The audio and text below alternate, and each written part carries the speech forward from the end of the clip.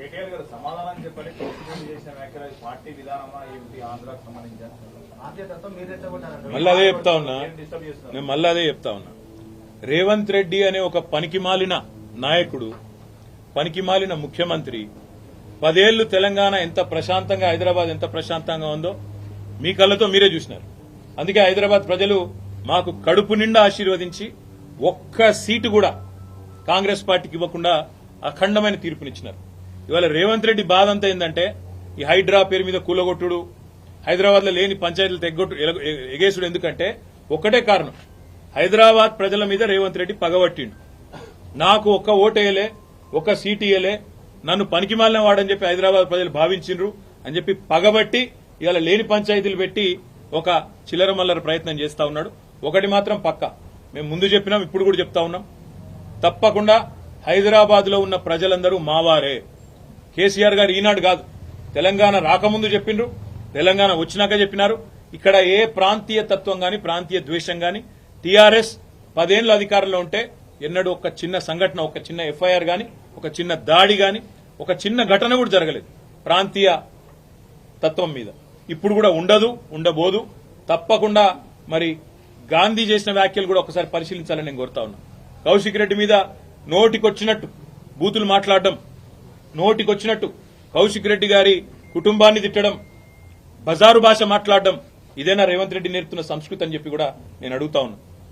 తప్పకుండా మా పార్టీ పరంగా మాత్రం 100% ఈ ప్రభుత్వాన్ని మాత్రం వదిలిపెట్టాం. ప్రజలకిచ్చిన హామీలు తప్పకుండా నెరవేర్చేదాకా ఎంబడబడతాం అనే మాట మళ్ళీ ఒకసారి చెప్తాం. గాంధీ స్టిల్ బీఆర్ఎస్ లోనే ఉన్నా అంటున్నాడు. నేను కావాలా కౌశిక్ రెడ్డి కావాలో తెలుసుకోమంటున్నాను. దీన్ని కామెడీ అంటారు. ఎందుకంటే మీరు అడగడంలోనే కామెడీ. నేను చూసిన ఆయన, నేను ఏదో సమావేశం పెడతా, మన్ను పెడతా అంటే విలేకరులే అడుగుతారు, ఏ పార్టీ సమావేశం పెడతావు సార్. ఇప్పుడు కొంతమంది ఎట్లయిపోయారంటే రాజకీయాల్లో కమెడియన్స్ కంటే ఎక్కువ హాస్యాన్ని పండిస్తా ఉన్నారు. ఆయననే పెట్టుకుంటాడు, నేను చేరిన కాంగ్రెస్ లా అదేదో రేవంత్ రెడ్డి ఏదో పీకి పందిరేసిండు, హైదరాబాద్ ఏదో చేస్తాడు, నేను అందుకే అందులో చూస్తున్నా అన్నాడు. నేను అడుగుతున్నా గాంధీని, నువ్వు మొన్న ఎలక్షన్లు ఏం చెప్పినావు శేర్లింగంపల్లి ఓటర్లకు? 9,500 కోట్ల రూపాయలతో కేసీఆర్ గారు, కేటీఆర్ గారు హైదరాబాద్ అభివృద్ధి చేసిండు, మా శేర్లింగంపల్లి అభివృద్ధి చేసిండు, అందుకే ఓటు అడుగుతున్నా అన్నావు. మరి నేను అడుగుతున్నా గాంధీని, నువ్వే కదా కాంగ్రెస్ లో పోయినావు, 9,500 కోట్ల అభివృద్ధి, మరి 9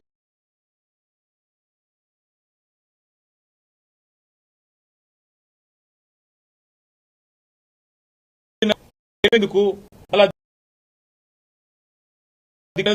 దానికి